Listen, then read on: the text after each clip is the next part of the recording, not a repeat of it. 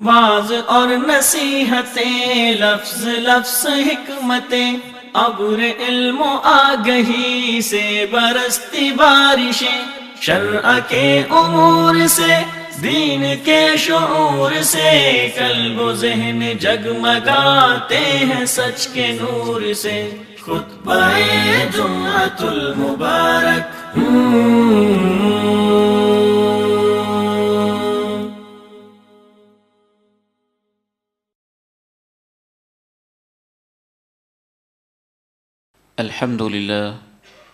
الحمد لله نحمده ونستعينه ونستغفره ونعوذ بالله من شرور أنفسنا ومن سيئات أعمالنا.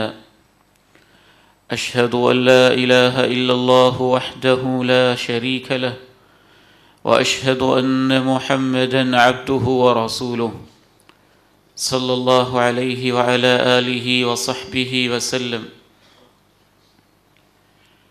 اللهم صل على محمد وعلى آل محمد كما صليت على إبراهيم وعلى آل إبراهيم إنك حميد مجيد.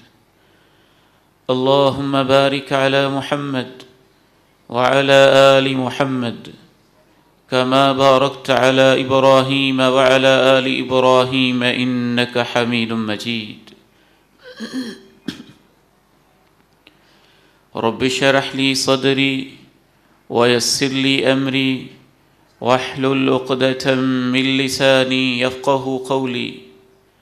اللهم طهر قلبي من النفاق، وعملي من الرياء، ولساني من الكذب، وعيني من الخيانة، فإنك تعلم خائنة الأعين وما تخفي الصدور. سبحانك لا علم لنا إلا ما علمتنا إنك أنت العليم الحكيم. أما بعد فإن خير الحديث كتاب الله، وخير الهدي هدي محمد صلى الله عليه وسلم، وشر الأمور محدثاتها، وكل محدثة بدعة، وكل بدعة ضلالة، وكل ضلالة في النار. أعوذ بالله السميع العليم من الشيطان الرجيم، من همزه ونفخه ونفثه. من المؤمنين رجال صدقوا ما عاهدوا الله عليه، فمنهم من قضى نحبه ومنهم من ينتظر.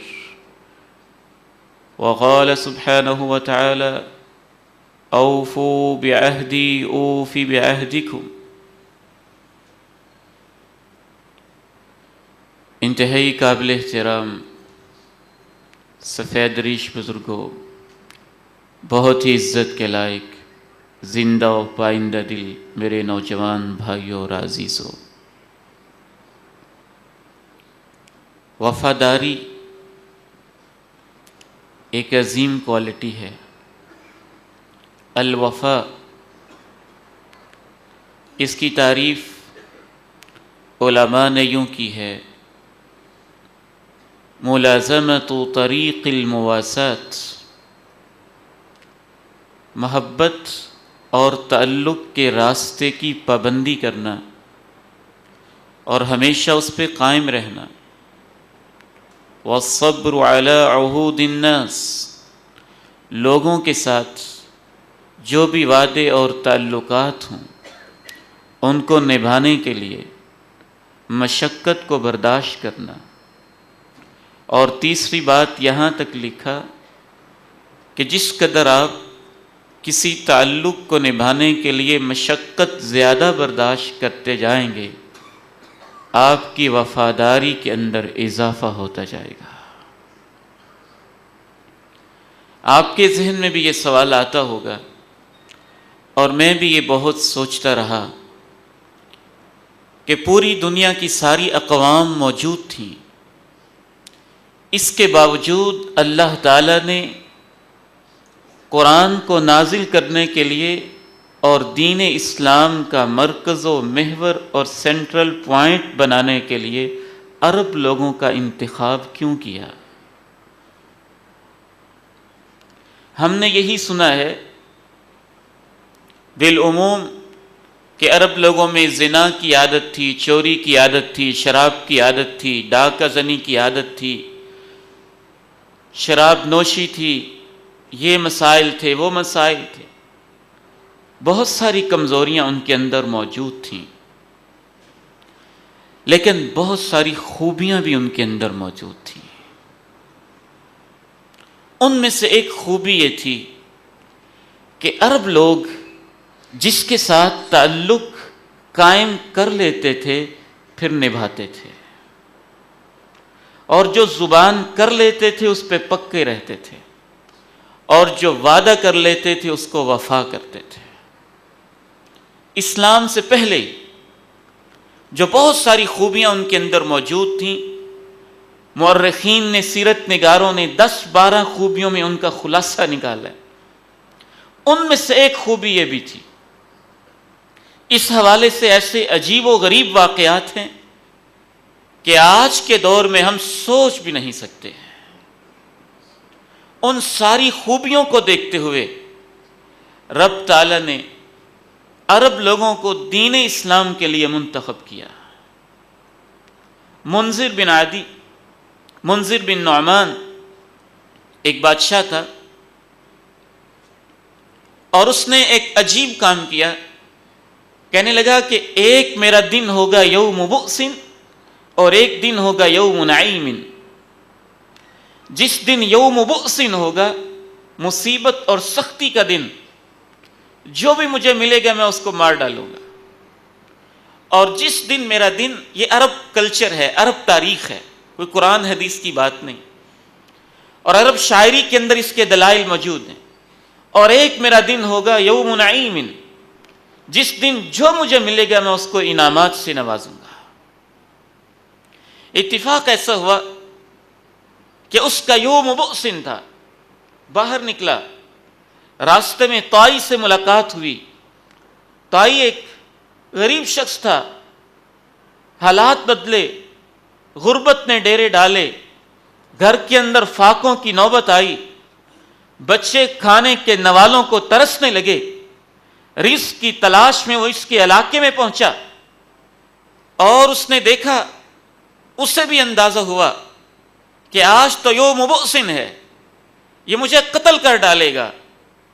اس نے کہا آپ مجھے قتل کر دینا، میں اس کی کوئی مخالفت نہیں کرتا، آپ بادشاہ ہیں اور میرا آپ کے سامنے کوئی چارہ بھی نہیں چلتا، مضطر، مجبور و مقہور ہوں، صرف ایک میری درخواست ہے، میری معصوم بیٹیاں اور میرے بچے اور میرے اہل و عیال، میں صرف ان تک پیغام پہنچانا چاہتا ہوں کہ میری زندگی کا آخری دن ہے، اور کسی کی ذمہ داری تو لگاؤں کہ میرے مرنے کے بعد میرے بچوں کا تم خیال رکھنا۔ کہنے لگا چلے میں تمہاری یہ بات مان لیتا ہوں، لیکن یہ ضامن کون بنے گا کہ تم واقعتاً واپس آ جاؤ گے؟ جس علاقے سے تم گئے ہو، جہاں تم جا کے یہ پیغام دو گے، کیا وہاں سے واپس بھی آ جاؤ گے؟ یہ عرب ہسٹری آپ کے سامنے بیان کر رہا ہوں کہ اسلام کے آنے سے پہلے بھی ان کے اندر وفاداری کا تصور اور تعلق نبھانے کا تصور بہت احسن انداز میں پایا جاتا تھا۔ کہنے لگا کہ میں آ جاؤں گا۔ ضامن نگاہ دوڑائی، بادشاہ کا ایک ساتھی اور دوست شریک ابن عدی بیٹھا ہوا تھا۔ کہنے لگا آپ ہی ضمانت دے دیں، دیکھیں میرے بچوں کا مسئلہ ہے، بچیوں کا مسئلہ ہے، اہل و عیال کا مسئلہ ہے، میری جان تو جاتی ہے جائے، میں ان کی کوئی مینجمنٹ انتظام تو کر رہا ہوں۔ شریک ابن عدی نے کہا میں اس کی ضمانت دیتا ہوں۔ بادشاہ نے کہا دیکھو اگر تم ضمانت دیتے ہو اور یہ شخص واپس نہ آیا تو اس کی جگہ تیری گردن کٹ جائے گی۔ کہنے لگا کوئی بات نہیں، میں ضمانت دیتا ہوں۔ ضمانت دی، واپس چلا گیا پیغام دینے کے لیے۔ 1 گھنٹہ، 2 گھنٹے، 3 گھنٹے، 4 گھنٹے گزرے۔ شریک نے یہ کہا تھا اور طائی نے بھی یہ کہا تھا کہ سورج کے غروب ہونے سے پہلے پہلے میں واپس آ جاؤں گا۔ بادشاہ نے کہا شریک جس کی تم نے ضمانت دی تھی ابھی تک واپس نہیں آیا، تیار ہو جاؤ۔ کہنے لگا بادشاہ سلامت، جناب منذر ابن نعمان، ضمانت کے اندر یہ شک شامل تھی سورج کے غروب ہونے تک تو انتظار کیا جائے، ظہر کا وقت، سپہر کا وقت، سورج کے غروب ہونے سے پہلے تک انتظار کی گھڑیاں ہیں، لوگ جمع ہیں، بادشاہ بھی انتظار میں ہے کہ دیکھیے اب شریک کا کیا بنتا ہے۔ کوئی تانے دیتا ہے کہ تو نے اس اجنبی کی جو پردیس سے آیا تھا ضمانت کیوں دی تھی، اب تیری گردن کٹ کے رہ جائے گی۔ کہا نہیں، میں نے ضمانت دی تھی، میں اپنی ضمانت پہ پکا ہوں۔ ادھر سے وہ تائی بیوی بچوں کے پاس جاتا ہے، واپسی کا سفر شروع کر دیتا ہے، گھوڑے تیز دوڑاتا ہے۔ سورج کے غروب ہونے سے چند لمحے پہلے بادشاہ کے سامنے آ کے کھڑا ہو جاتا ہے کہ میں اس گھرانے سے تعلق رکھتا ہوں جو اپنے وعدے کی پاسداری کیا کرتے ہیں، میں اپنے بچوں کا انتظام کرایا ہوں، اب کٹنے کے لیے میری گردن تمہارے سامنے حاضر ہے۔ آج میں حیران ہوتا ہوں ہم مسلمان ہو کے کیا کرتے ہیں۔ اللہ کے پیغمبر کی وہ حدیث رہ رہ کے یاد آتی ہے، تب کا حصالتم من الناس، اچھے اچھے لوگ اللہ کے پاس چلے جائیں گے اور اس کے بعد لوگ رہ جائیں گے کوڑے کرکٹ کی طرح۔ پھر آپ نے مثال دی کحصالۃ الشعیر، جیسے جو کے دانے ہوں، دانے نکال لیے جائیں، چھلکے علیحدہ کر لیے جائیں، یا کوئی اور چیز ہو چھلکے اتار لیے جائیں، اندر کی چیز علیحدہ کر لی جائے، مغز قسم کے لوگ، کریم قسم کے لوگ، اچھے قسم کے لوگ رخصت ہو جائیں گے، جھاڑ جھنکار اور کوڑا کرکٹ پیچھے رہ جائے گا۔ سب سے پہلی ان کی خرابی کیا ہوگی؟ قد مرجت عہودہم واماناتہم، ان کو اپنے وعدوں اور وفا کا کوئی خیال نہیں ہوگا۔ وفا کیا ہوتی ہے وہ اس سے واقف ہی نہیں ہوں گے۔ اللہ کے پیغمبر نے قیامت کی نشانیوں میں سے اس نشانی کو بیان کیا ہے، ادھر سے شریک تیار ہے کہ اگر میرا شخص جس کی میں نے ضمانت دی واپس نہیں آتا، میری گردن کو کاٹ دیا جائے۔ ادھر سے تائی آتا ہے، میں آپ کا شکریہ ادا کرتا ہوں، ضمانت آپ نے میری دی تھی، میں سامنے موجود ہوں، میری گردن کو کاٹ دیا جائے۔ دنیا اس منظر کو دیکھ کے حیران ہو جاتی ہے۔ بادشاہ منذر ابن نعمان کہتا ہے، اے شریک ابن عدی، میں حیران ہوں تیری سخاوت کے اوپر، اور اے تائی میں حیران ہوں تیری وعدہ وفائی کے اوپر۔ تم دونوں اتنے عظیم آدمی، کیا میں ہی اتنا کمینہ ہوں کہ میں ایک کی گردن اتار دوں تمہاری وفاؤں کی خاطر اور تیری سخاوت کی خاطر؟ آج کے بعد میں اپنے اس برے طریقے کو ویسے ہی چھوڑ رہا ہوں۔ اسے وفا کہتے ہیں۔ یہ عرب ہسٹری ہے اور تسلیم شدہ ہسٹری ہے۔ شاعری کے اندر باقاعدہ پوری پوئٹری موجود ہے جس میں اس سٹوری کو بیان کیا گیا۔ ضروری نہیں ہوتا کہ اب عرب تاریخ کو بھی ہم قرآن و حدیث سے ثابت کریں گے۔ شاعری کے ثبوت کے اپنے انداز ہوتے ہیں، ہسٹری کے ثبوت کے اپنے انداز ہوتے ہیں۔ یہ ایک اور شخص ہے، اس کو سمول کہا جاتا ہے، یہ بھی عرب کا ایک اچھا خاصا نامی گرامی آدمی ہے۔ ایک بندے سے وعدہ کر لیتا ہے، یہ تیری زریں، یہ تیرا ساز و سامان، یہ تیری تلواریں، یہ تیرا ہتھیار، یہ تیرے نیزے، یہ میرے پاس محفوظ ہیں، امانت ہے، میں ان کو سنبھال کے رکھوں گا۔ وہ بھی ایک پردیسی آدمی ہے، حج کے لیے آیا ہے، سال بعد اس نے دوبارہ آنا ہے۔ اسی اثناء میں ایک ظالم انسان کو پتہ چلتا ہے سمول کے پاس اتنے نیزے، اتنی زیریں اور اس قدر زیادہ تلواریں موجود ہیں، وہ اس کے قلعے کے اوپر حملہ کرتا ہے۔ یہ اپنے علاقے کا سردار اور وڈیرا آدمی ہے، دور جاہلیت کی کہانی ہے، ابھی اسلام نہیں آیا ہے، اسلام سے آشنا نہیں ہوئے ہیں۔ مجھے رہ رہ کے افسوس ہوتا ہے، مسلمان ہونا تو بات کی بات ہے، کبھی کبھی مجھے لگتا ہے کہ شاید ہم ابھی انسان بھی نہیں ہوئے ہیں۔ مسلمان تو اس سے اگلا سٹیج ہوتا ہے نا، انسان اور انسانیت، انسان اور انسانیت، ہیومن ویلیوز اور انسانی قدریں، جس کو پوری دنیا کے انسان مانتے ہیں کہ ایک اچھی ویلیو، ایک اچھی قدر ہے، وہ بھی ہمارے اندر نہیں پائی جاتی ہے۔ وہ اس کے قلعے کے اوپر حملہ آور ہو جاتا ہے، کہتا ہے دیکھو یہ اتنی زریں، یہ اتنا سامان، یہ اتنے نیزے، یہ اتنی تلواریں میرے حوالے کر دو، نہیں کرو گے تمہارے قلعے کی دیواریں پھلانگ کر میرے بندے اس قلعے کے اوپر قبضہ کریں گے، تم سے چھین کے لے جائیں گے۔ کہتا ہے نہیں، میرے پاس امانت ہے، میں نے وعدہ کیا تھا اسی کو واپس کروں گا، دنیا کی کوئی طاقت میری لاش کے اوپر سے تو گزر کے جا سکتی ہے، میں اسے واپس نہیں کر سکتا ہوں۔ میں حیران رہ جاتا ہوں، عرب تاریخ کو پڑھ کے اس بادشاہ کے ہاتھ سمول کا بیٹا آ جاتا ہے، اسے پکڑ لیتا ہے اور اپنے کارندوں کو کہتا ہے کہ اس سے کہو اگر تم نیزے، تلواریں اور زریں واپس نہیں کرو گے تو تمہارا بیٹا، اس کی لاش تمہارے پاس پہنچ جائے گی، یہ ہمارے پاس موجود ہے، اس کو ذبح کریں گے اور اس کی لاش تیرے پاس پہنچے گی۔ عربوں کی کوالٹی وفاداری، انسانیت کی کوالٹی وفاداری اور اپنی زبان کی پاسداری۔ وہ کہتا ہے ٹھیک ہے بیٹا تو ذبح ہو سکتا ہے، لیکن جو میں نے کسی کے ساتھ معاہدہ کیا ہوا ہے سمول اسے توڑ نہیں سکتا ہے۔ بیٹے کی گردن پہ چھری چل جاتی ہے، وہ اس کو برداشت کر لیتا ہے۔ پھر جب حج کا موسم آتا ہے اور وہ شخص جس نے اس کے ساتھ معاہدہ کیا تھا وہ واپس آتا ہے حج کے موقع پہ، تو یہ اس کو اپنی زریں واپس کرتا ہے، اور عرب تاریخ کے اندر یہ ضرب المثل بن جاتی ہے، اور آج بھی عربی لغت کی سب کتابوں کے اندر یہ ضرب المثل اور محاورہ لکھا ہوا ہے، اوفا من السمول، اس کی تو کیا بات ہے، یہ تو سمول سے زیادہ وفادار انسان ہے۔ یہ عرب روایت تھی، یہ عرب کلچر تھا۔ رب تعالیٰ نے اس اچھی روایت کو پسند کیا، صرف پسند ہی نہیں کیا، وفاداری تو ایک ایسی چیز ہے، بات کو نبھانا، وعدے پہ پورا اترنا، یہ تو ایک ایسی ویلیو اور ایسی قدر ہے۔ لا يسأل عما يفعل وهم يسألون، رب تعالیٰ سے کوئی پوچھنے والا نہیں تو نے اپنی باتوں کو پورا کیوں نہ کیا، لیکن اللہ کہتے ہیں ومن اوفى بعهده من اللہ، مجھ سے زیادہ وفادار کوئی نہیں ہے۔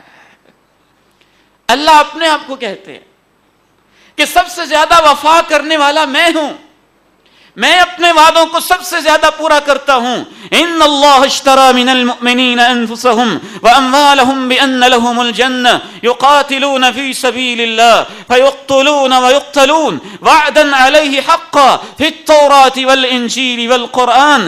اللہ نے مومنوں سے ایک سودا طے کر لیا ہے، یہ اپنے مال اور اپنی جانیں دے دیں اور میں اس کے بدلے میں ان کو جنتوں سے نواز دوں گا۔ پھر اللہ کہتے ہیں مجھ سے زیادہ وعدے کو کون پورا کرے گا؟ فاستبشروا ببیعکم الذی بایعتم بہ، جنہوں نے مجھ سے یہ وعدہ کیا ہے تمہیں مبارک ہو، اللہ اپنے اس وعدے کو ضرور پورا کرے گا۔ یہ قرآن میں بھی میں نے وعدہ کیا، تورات میں بھی کیا، انجیل کے اندر بھی کیا۔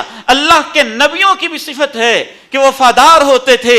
ابھی قربانی گزری، قربانی کے موقع پہ جناب ابراہیم علیہ السلام کی رب تعالیٰ نے ایک خوبی بیان کی، کہا وَإِبْرَاهِيمَ الَّذِي وَفَّى، میرے ابراہیم کا تذکرہ کرو، وہ بہت وفادار تھا، بہت وفائیں کرنے والا تھا۔ جناب اسماعیل کے بارے میں کہا صادق الوعد وکان رسولا نبیا، وہ وعدے کا بڑا سچا تھا، وہ رسول بھی تھا، وہ نبی بھی تھا۔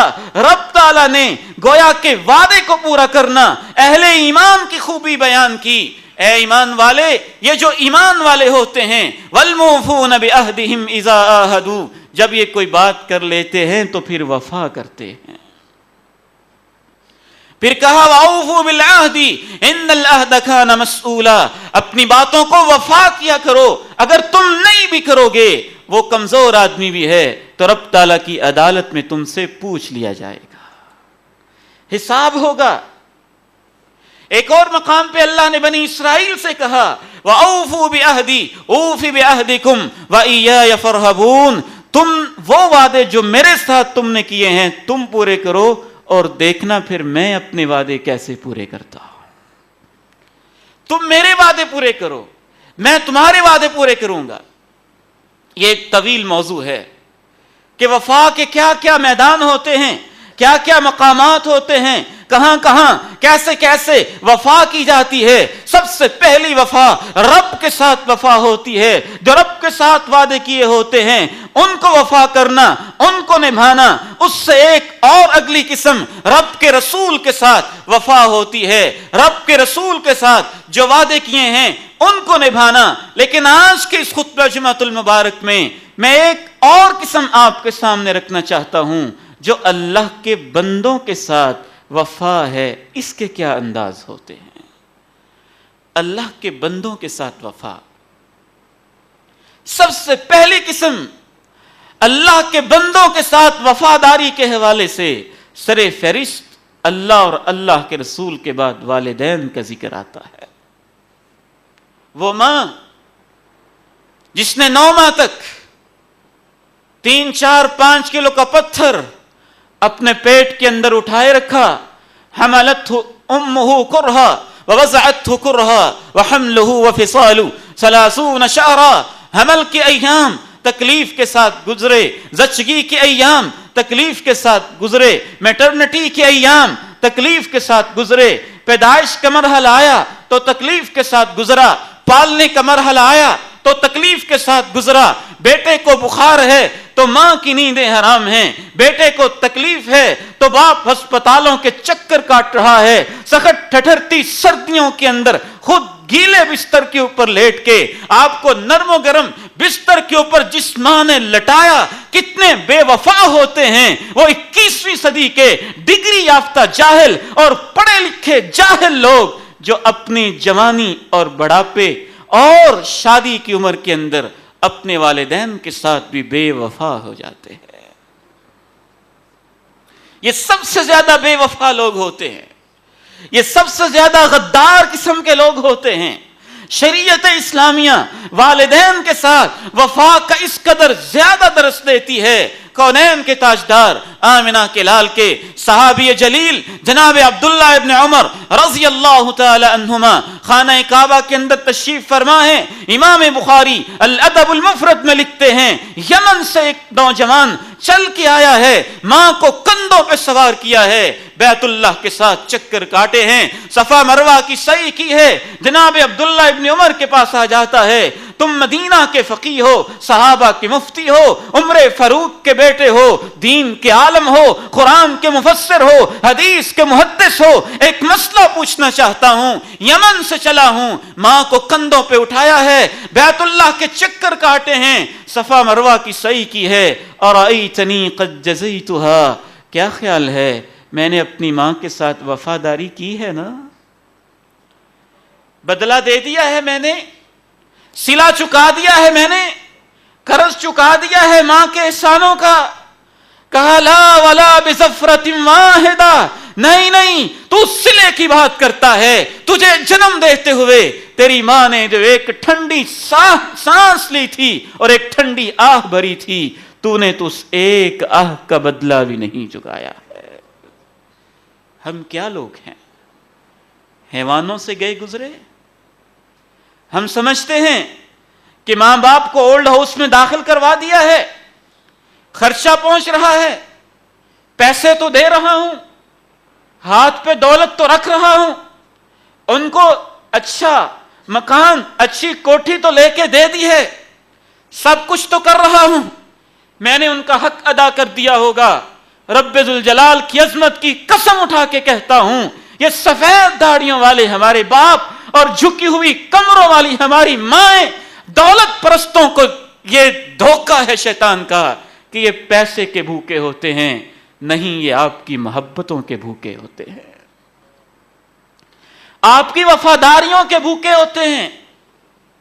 والد مکرم خوب یاد آتے ہیں، کبھی کبھی تبلیغی پروگرامز میں مصروفیت، دائیں بائیں کے سفر، دعوت کے کام، اللہ کا احسان ہے، بچپن سے عادت ہی نہیں تھی وقت کو ضائع کرنے کی، والدین نے تربیت ہی ایسے کی، کبھی 1-2 دن ایسے گزر جاتے جب والدین کی زیارت نہ ہوئی تو ابا جی مجھے پاس بٹھا کے کہتے، بیٹا میرے پاس بیٹھا کرو، تم پاس بیٹھتے ہو تو میری بیماری ختم ہو جاتی ہے۔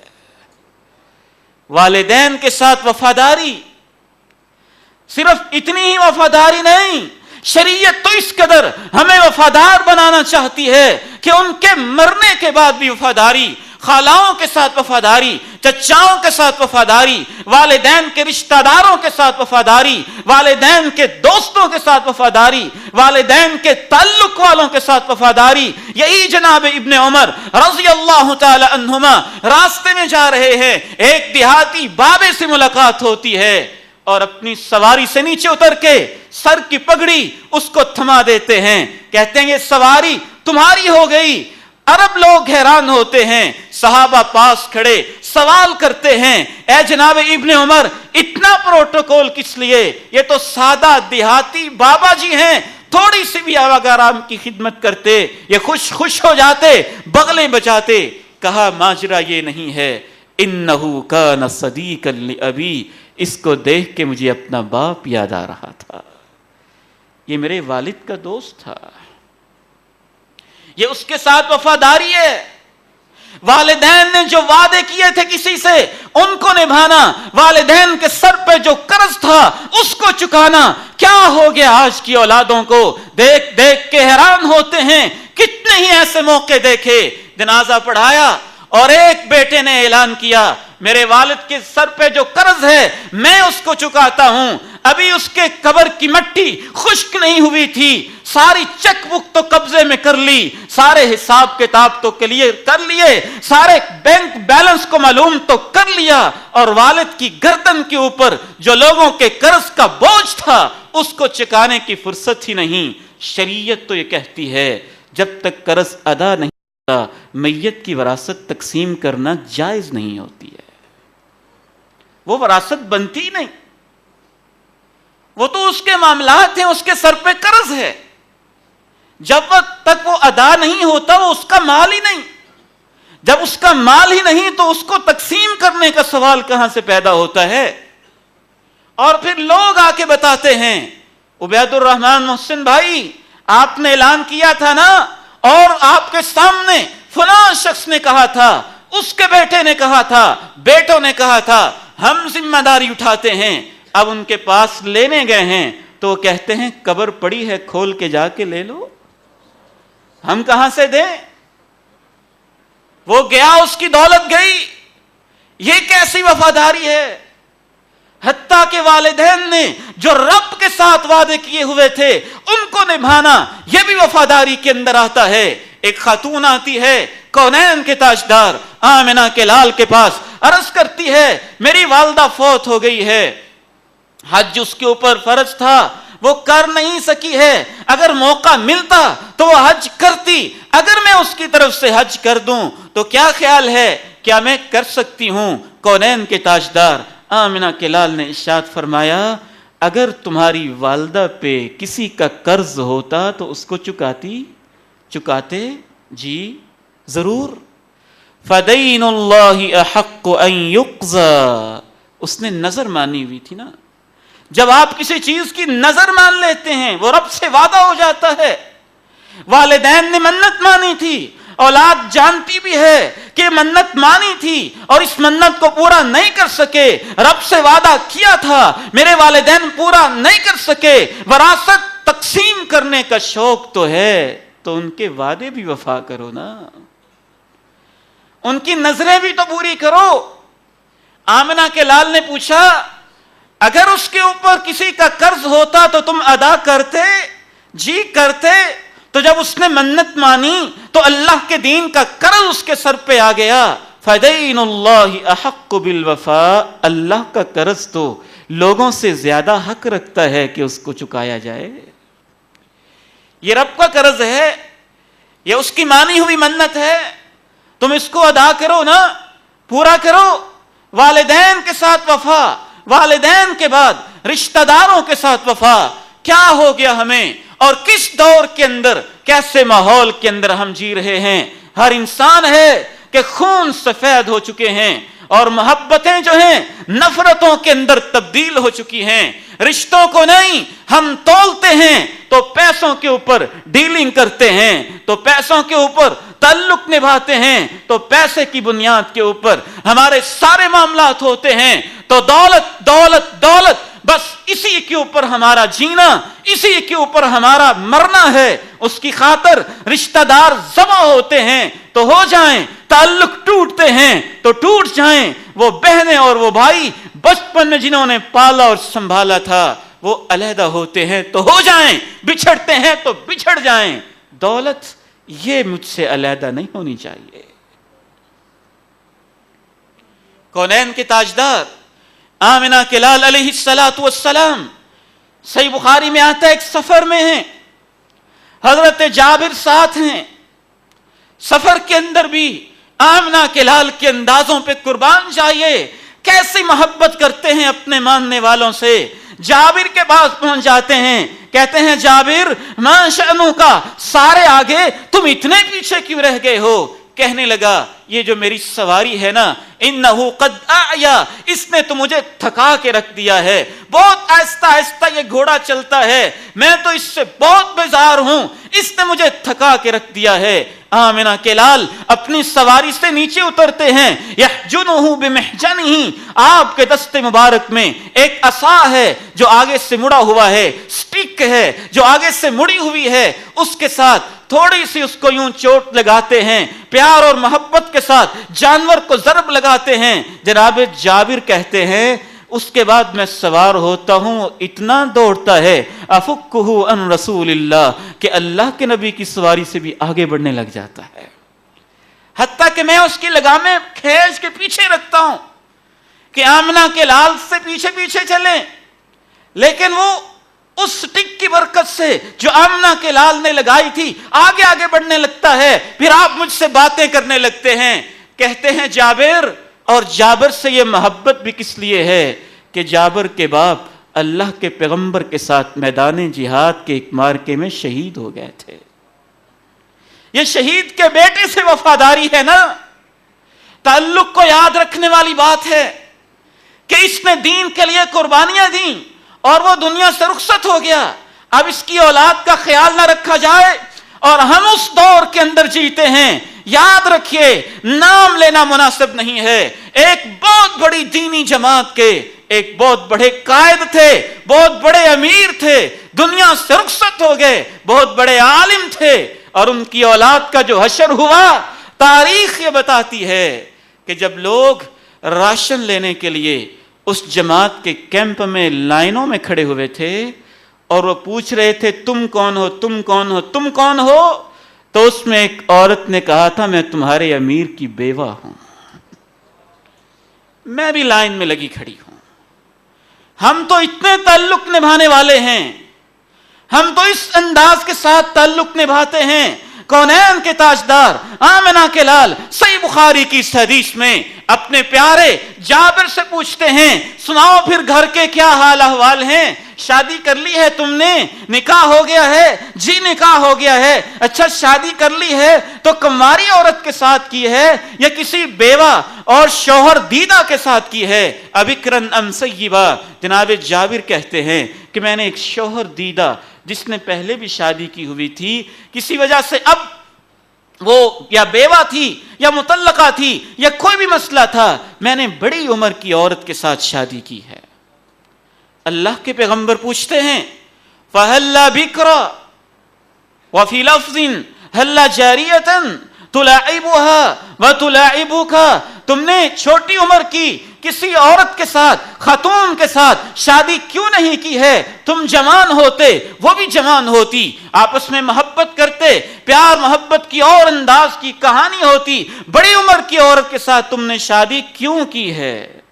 حضرت جابر رضی اللہ تعالی عنہ وفاداری کیا ہوتی ہے فرماتے ہیں میرے والد محترم شہید ہو گئے تھے اور میری چھوٹی چھوٹی بہنیں گھر کے اندر ہیں، چھوٹی چھوٹی بہنیں ہیں، میں ان کا ذمہ دار ہوں۔ اگر میں چھوٹی عمر کی کسی عورت سے شادی کرتا تو وہ میری بہنوں کا خیال نہ رکھ پاتی، میں نے اس لیے بڑی عمر کی عورت کے ساتھ شادی کی ہے کہ چلیں جابر قربانی دے دے رب کی رضا کے لیے، اپنی بہنوں کی خاطر کے لیے، اپنے فیوچر اور مستقبل کے لیے۔ اگر میری حصے میں اس لحاظ سے انجوائمنٹ نہیں بھی ہے سو میں اس کی قربانی دیتا ہوں۔ بڑی عمر کی عورت ہے، یہ میری بہنوں کی کنگھی کرے گی، خیال رکھے گی، کپڑے دھوئے گی، یہ ان کے لیے ماں کا کام کیا کرے گی۔ یہ صحیح بخاری کی حدیث ہے، مسند احمد میں اللہ کے پیغمبر علیہ السلام جب حضرت جابر رضی اللہ تعالی عنہ سے یہ بات سنتے ہیں تو کہتے ہیں نعم نعم ما فکرتا، اے جابر تو نے جو سوچا ہے بہت اچھا سوچا ہے، تو نے جو سوچا ہے بہت اچھا سوچا ہے۔ اور آج ہم اپنی بہنوں کے ساتھ کیا کرتے ہیں؟ کسی بھائی کو گوارا نہیں ہے کہ باپ کی وراثت میں سے حصہ لے جائیں، کسی بھائی کو برداشت نہیں ہے کہ میرے پاس پلازے بھی آ جائیں، کوٹھیاں بھی آ جائیں، کروڑوں کی جائیداد بھی آ جائیں، مربع اور ایکڑ بھی آ جائیں، اور میری بہن کو 1 کنال 10 مرلے کا مکان مل جائے۔ یہ کیسے ہو سکتا ہے؟ اچھا تم نے جائیداد کا مطالبہ کیا ہے، آج کے بعد میرا دروازہ بند ہے، مت آنا میرے گھر۔ تم نے مجھ سے اپنے باپ کی جائیداد کا مطالبہ کیوں کیا ہے؟ جی معاف کر دیا ہے انہوں نے، کر ہی دیتی ہیں بیچاری معاف، کر ہی دیتی ہیں معاف۔ یہ تو اللہ کی عدالت میں فیصلے ہوں گے نا۔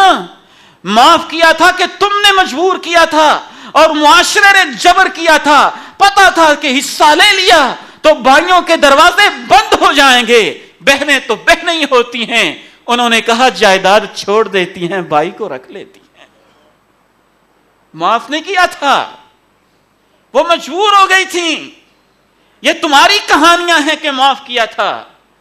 معاف کیا تھا تب پتا چلے گا جب آپ وراثت ان کے نام پہ لگوا دیں، انتقال پورے کروا دیں، ان کے ہاتھ میں تھما دیں، اور اس کے بعد اپنی مرضی سے وہ آپ کے نام پہ انتقال کروائیں تو پتا چل جائے گا کہ معاف کیا ہے۔ جب تم نے دیا ہی نہیں، جب تم قبضے جما کے بیٹھ گئے اور اس کو کہانیاں سنانے لگے، ایسے عجیب اور کمینہ صفت انسان اس دور کے اندر پائے جاتے ہیں۔ ادھر بھانجے کھڑے ہیں وراثت لینی ہے، ادھر ماموں کھڑے ہیں ہم نہیں دیں گے۔ ایک صاحب، میں ان کو ذاتی طور پہ جانتا ہوں، مجھے کہنے لگے عبید بھائی آپ پتہ نہیں کیسے کیسے جمعہ پڑھاتے ہیں، لیکن یہ لوگ تو ٹس سے مس نہیں ہوتے۔ میں نے کہا کیا ہوا؟ کہنے لگے وہ جو صف اول کے کچھ آپ کے نمازی ہیں، کچھ آپ کے دوست احباب ملنے والے ہیں، جاننے والے ہیں، ان کا یہ حال ہے۔ باپ بوڑھا گھر کے اندر پڑا ہوا تھا، بیٹیوں کو خدمت کی فکر تھی، باپ بے ہوشی کے عالم میں تھا، اور وہ پٹواری کو لے کے آئے ہیں اور بے ہوشی کے عالم میں زمین کے اوپر باپ کے انگوٹھے لگوا دیے کہ میں نے اپنے بیٹوں کو دے دیا ہے۔ کیسا ظلم، کیسا استحصال! اگر باپ صرف بیٹوں کو دے کے چلا بھی گیا ہے اور بیٹیوں کو نہیں دیا ہے تو باپ کے ساتھ وفاداری کا تقاضا ہے، وہ ایک ظلم کر گیا ہے اور اس ظلم کو تم نے ختم کرنا ہے، باپ کے بوجھ کو ختم کرنا ہے۔ بہنوں کے ساتھ وفاداری، بھائیوں کے ساتھ وفاداری۔ تیسرا رشتہ جس کے ساتھ وفاداری آج بڑے خطرے کے اندر ہے، میاں بیوی کے تعلقات، ان کی آپس میں وفاداری۔ نہ جانے آج کے مردوں کو کیا ہو گیا۔ ایک عورت اپنے والدین کو چھوڑ کے تمہارے گھر چلی آئی، اس نے اپنی جوانی اور اپنا حسن تمہارے دروازوں کی دہلیزوں پہ دفن کر دیا، اور اس کے بال سفید ہو گئے، اور اللہ نے تمہیں اس سے اولاد بھی دی، اور اب جب وہ 50 سال کی عمر میں پہنچ گئی تو آپ دھمکیاں دیتے ہیں کہ میں تمہیں طلاق دے دوں گا، میں تمہیں وارے کر دوں گا۔ اور دوسری طرف بیویوں کا یہ حال کہ وہ شوہر جس نے ساری زندگی دن رات کی محنت ایک کر کے کما کما کے کھلایا اور بچوں کو پالا، اور جانوروں کی طرح بیچارہ جدا رہا، دو ڈبل ٹرپل جاب اور ملازمتیں کرتا رہا، پہلے تو اس کی مانتی رہی اور اب وہ ریٹائر ہو گیا یا کمزور ہو گیا یا بیمار ہو گیا، تو ایسی ظالم عورتیں بھی ہیں جو اپنی اولاد کے ساتھ مل کر جائیداد اپنے نام پہ کروا کے شوہر کو گھر سے دھکے دے کے باہر نکال دیتی ہیں. یہ کیسا ظلم ہے، یہ کیسی غداری ہے. یہ اللہ کے نبی کے وفادار امتی ہیں. یہ اس وفادار نبی کے امتی ہیں جو اپنی بیوی سے اس قدر وفادار تھے. حضرت عائشہ رضی اللہ تعالی عنہ فرماتی ہیں ما غرت علی النساء ما غرت علی خدیجہ وما ادرکتها. اللہ جانتا ہے میں نے اپنی سوکنوں میں سے کسی کے اوپر اتنی غیرت نہیں کھائی ہے جتنی میں غیرت خدیجہ کے اوپر کھایا کرتی تھی، حالانکہ میرا اور اس کا تو آمنا سامنا بھی نہیں ہوا تھا. وہ تو آمنہ کے لال کے شرف نکاح میں میرے آنے سے پہلے ہی وفات پا گئی تھی. وجہ کیا تھی؟ تقریباً 25 سال کی رفاقت ہے آمنہ کے لال کی حضرت خدیجہ رضی اللہ تعالی عنہا و ارضاہا کی. اور اس 25 سالہ رفاقت کے اندر ایک دن حضرت عائشہ رضی اللہ تعالی عنہا ناراض ہو کے کہنے لگتی ہیں اے اللہ کے نبی یہ کیا ماجرا، ہر وقت خدیجہ خدیجہ خدیجہ. حضرت انس رضی اللہ تعالی عنہ فرماتے ہیں کہ گھر کے اندر بکری ذبح ہوتی تو اللہ کے پیغمبر کہتے یہ خدیجہ کی سہیلیوں کو بھی حصہ دے کے آنا ہے. اگر خدیجہ کی بہن حضرت حالہ بڑی عمر کی خاتون گھر میں تشریف لاتی تو ان کی آواز سن کے آپ کو خدیجہ یاد آ جاتی، حالانکہ وہ وفات پا چکی ہیں. ایک بوڑھی سی عورت آتی ہے اور اللہ کے پیغمبر اس کو پروٹوکول دے کے کیف حالکم کیف تیکم کیف کنتم بعدنا، کیا حال ہیں، کیسے ہیں آپ لوگ، کیسے حالات گزر رہے ہیں. پوچھنے والے پوچھتے ہیں اس بوڑھی عورت کو اتنا پروٹوکول کیوں دیا جا رہا ہے؟ کہا خدیجہ کی زندگی کے وقت سے ہی اس کا ہمارے گھر آنا جانا ہے، پرانے تعلق ہیں، اس لیے اس بوڑھی عورت کو خاص پروٹوکول دے رہا ہوں. عائشہ رضی اللہ تعالی عنہا غصے میں آ کے کہتی ہیں اے آمنہ کے لال یہ کیا ماجرا ہے؟ وہ بوڑھی عورت سرخ بانچوں والی جس کے منہ میں دانت نہ تھے جا چکی، اور آپ کو اللہ نے اس کے بعد نوجوان بیوی دی، اور اس کے باوجود آپ اس کا تذکرہ کرتے ہیں. کونین کے تاجدار آمنہ کے لال علیہ السلام کا چہرے مبارک بدل جاتا ہے، رنگ فک ہو جاتا ہے. عائشہ تم نہیں جانتی جب لوگ میرے اوپر پتھر برساتے تھے عائشہ خدیجہ اس وقت بھی میرے اوپر چادر ڈالا کرتی تھی. عائشہ جب میرے پاس کچھ نہ تھا خدیجہ نے اپنا سارا مال میرے اوپر نچھاور کیا تھا. وَرَزَقَنِي مِنْهَا الْوَلَدِ، اور واحد خدیجہ ہی سے اللہ نے مجھے بیٹیوں کی نعمت سے نوازا ہے، اولاد کی نعمت سے نوازا ہے. میرے محترم بھائیوں اور بزرگوں، میاں بیوی کی آپس میں وفاداری یہ بھی شریعت کا ایک تقاضا ہے. وقت اجازت نہیں دے رہا وگرنہ وفاداری کے تذکرے کریں. اور آمنہ کے لال کی وفاداری آخری 5 منٹ کے اندر ایک پیغام دیتا ہوں، شاید مجھے اور آپ کو سمجھ آ جائے وفاداری کیا ہوتی ہے. ہم تو اس پیغمبر کے ماننے والے ہیں جو کافروں کے ساتھ بھی وفاداری کرنے والے تھے. کافروں کے ساتھ، کفار کے ساتھ وفاداری. حضرت حذیفہ بن یمان صحیح مسلم میں بیان فرماتے ہیں، صحیح بخاری میں بھی یہ حدیث موجود، کہتے ہیں کہ میں غزوہ بدر میں شریک ہونا چاہتا تھا. کفر و اسلام کا پہلا معرکہ جس کے قرآن کے اندر تذکرے اور صحابہ کا شوق شہادت جو ہم سوچ نہیں سکتے، میدانوں کے اندر جن کو میدانوں کے اندر جنت کی خوشبوئیں آیا کرتی تھیں. کہتے لیکن میں غزوہ بدر میں شریک نہ ہو سکا. میں غزوہ بدر میں شریک نہ ہو سکا، صرف ایک وجہ تھی، میں اور میرا باپ حسین ہم دونوں جا رہے تھے کہ ہمیں کافروں نے پکڑ لیا، مشرکوں نے پکڑ لیا. جب انہوں نے پکڑ لیا تو کہا دیکھو تم مدینہ جا رہے ہو اور اللہ کے نبی کا جا کے وہاں ساتھ دو گے. ہم نے کہا ہم مدینہ جا رہے ہیں. اور ہم کچھ نہیں جانتے, ہم مدینہ جا رہے ہیں, ہمیں چھوڑ دیں. کہنے لگے ایک شرط پہ چھوڑتے ہیں, ایک وعدہ دو تو چھوڑتے ہیں. وہ وعدہ یہ ہے کہ ٹھیک ہے تم مدینے چلے جاؤ, لیکن اللہ کے نبی علیہ الصلوۃ والسلام کے خلاف اگر ہم نے جنگ کی تو اس کے اندر تم نے شریک نہیں ہونا ہے.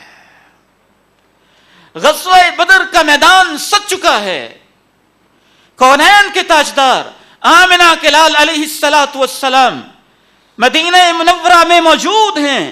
حضرت حذیفہ رضی اللہ تعالی عنہ آ کے عرض کرتے ہیں, اے اللہ کے نبی, شوق شہادت کے لیے دل تو مچلتا ہے آپ کے ساتھ جائیں, تلواروں کے سائے میں اس فضیلت کو حاصل کریں, لیکن کیا کریں, ایک وعدہ یاد آتا ہے, مشرکوں نے ہمیں چھوڑا تھا, ہمارے اوپر احسان کیا تھا, نیکی کی تھی, ہم نے مجبور ہو کے یہ وعدہ کیا تھا, اس کا کیا کیا جائے.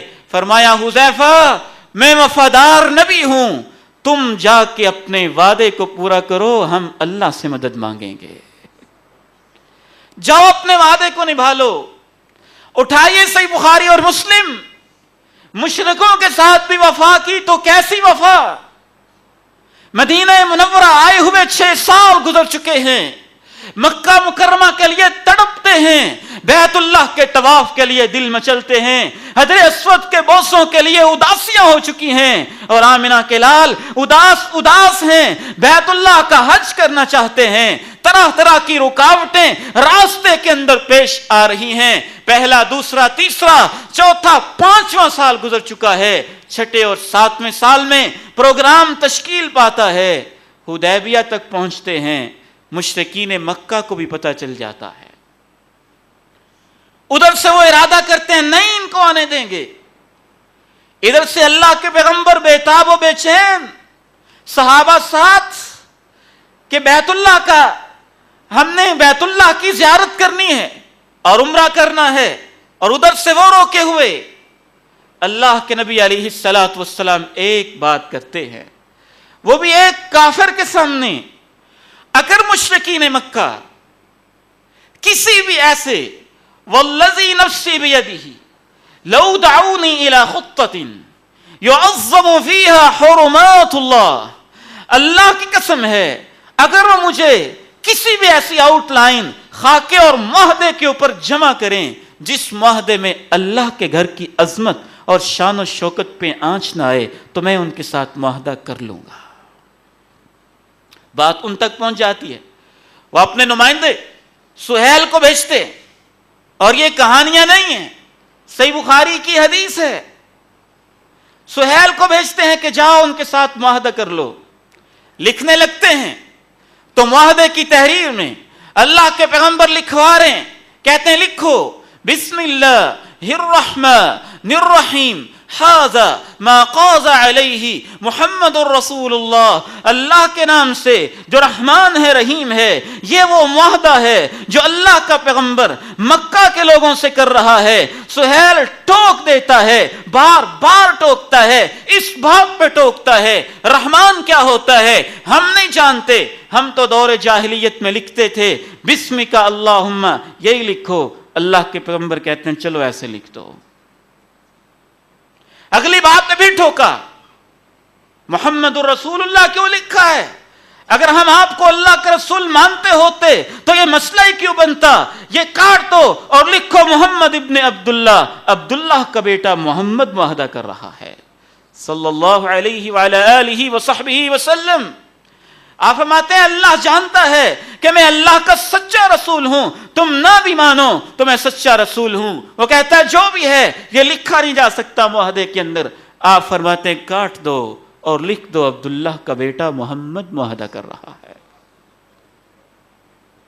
اب معاہدہ لکھنے لگے تو ایک شک یہ بھی آئی کہ جو شخص بھی مکہ سے چل کے آئے گا, ہمارے پڑوس کو چھوڑ کے آئے گا, مکہ کی تجارت کو چھوڑ کے آئے گا, ہمارے مفادات کو چھوڑ کے آئے گا اور مدینہ میں آپ کے پاس واپس آ جائے گا, آپ پابند ہوں گے کہ اس کو واپس مکہ بھیج دیں. ابھی یہ لکھا نہیں ہے, معاہدہ طے نہیں ہوا.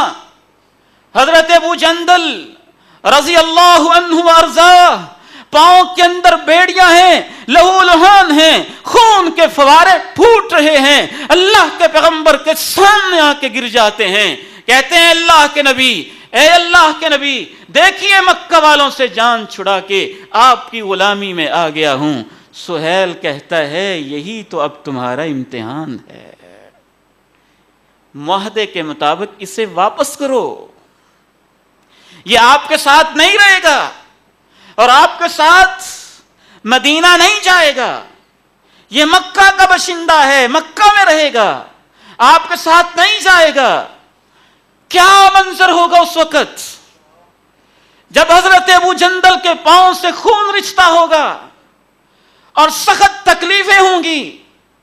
وہ پکار کے کہتے ہیں یا معاشر المسلمین، اے مسلمانوں دیکھو میرا کیا حال ہے، مجھے کیوں واپس بھیج رہے ہو؟ سہیل کہتے ہیں نہیں بات ہو گئی ہے۔ اللہ کے پیغمبر علیہ السلام فرماتے ہیں نہیں، ابھی ہم نے معاہدہ پورا لکھا ہی نہیں، ابھی معاہدہ پورا لکھا ہی نہیں، ابھی تو ہماری بات فائنل ہوئی ہی نہیں، اس کو تو واپس نہیں میں بھیجوں گا۔ وہ کہتے ہیں نہیں، اگر نہیں واپس بھیجو گے تو پھر ہم معاہدہ نہیں کریں گے۔ امام زہری لکھتے ہیں کہ یہ ساری شرطیں اللہ کے پیغمبر صرف اس لیے مان جاتے ہیں کہ وہ ان سے کہہ چکے تھے مجھے اللہ کی قسم ہے بیت اللہ کی عزت پہ آنچ نہ آئے، اس کے علاوہ تم جو بھی معاہدہ کرو گے میں تیار ہو جاؤں گا، اپنی اس بات کو نبھانے کے لیے۔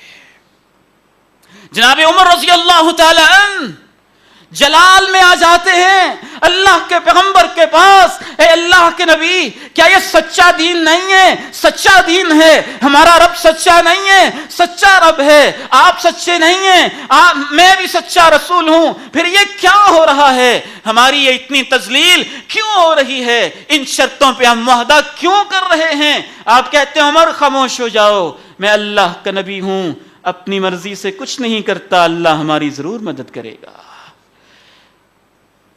میرے محترم بھائی اور بزرگوں، آپ حضرت ابو جندل رضی اللہ تعالی عنہ کو واپس کر دیتے ہیں، صرف اس بات کو نبھانے کے لیے۔ حضرت ابو بصیر آئے، ان کو بھی واپس کر دیا کہ ان کفار کے ساتھ معاہدہ ہے۔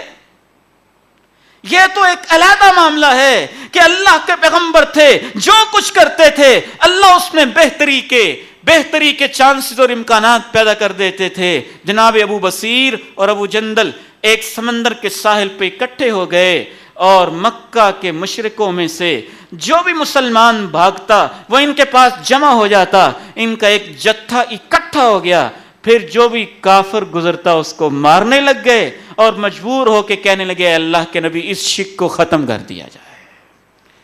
لیکن آپ نے تو اپنی بات کو نبھایا۔ آخری بات کر کے میں آپ سے اجازت چاہوں گا، دورے مکی کے اندر مطعم بن عدی اللہ کے پیغمبر کے ساتھ ایک نیکی کرتا ہے، کافر اور مشرک ہے۔ جب اللہ کے پیغمبر کو غزوہ بدر میں فتح نصیب ہو جاتی ہے اور مکہ کے قیدی سامنے آ جاتے ہیں اور ان کے بارے میں سخت فیصلے ہونے لگتے ہیں، تو اس وقت بھی آپ نے فرمایا مطعم نے مجھے پناہ دی تھی، اگر وہ زندہ ہوتا اور کہہ دیتا ان کو چھوڑ دو تو میں تم سب کو چھوڑ دیتا۔ اللہ تعالیٰ سے دعا ہے ہمیں وفادار انسانوں میں شامل فرمائے، رب کے ساتھ، رسول کے ساتھ، دین کے ساتھ، امت کے ساتھ، صحابہ کے ساتھ، قرآن کے ساتھ، والدین کے ساتھ، اعزاء و اقربا، بہنوں بھائیوں، دوست احباب کے ساتھ نیکی کے کاموں میں اللہ ہمیں وفا کرنے والا بنائے۔ وآخر دعوانا الحمدللہ رب العالمین۔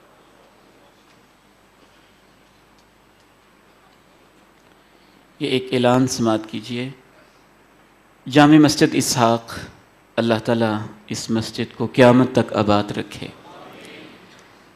نیکی میں ماشاءاللہ ایک اور کام یہاں شروع کیا گیا ہے۔ تعلیم و تربیت کے شعبہ میں اس مسجد کے سیکنڈ فلور میں مغرب کی نماز کے بعد قاری عمران صاحب، قاری نعیم صاحب اور قاری احسان صاحب کی نگرانی میں ناظرہ قرآن مجید کلاس کا آغاز کیا گیا ہے۔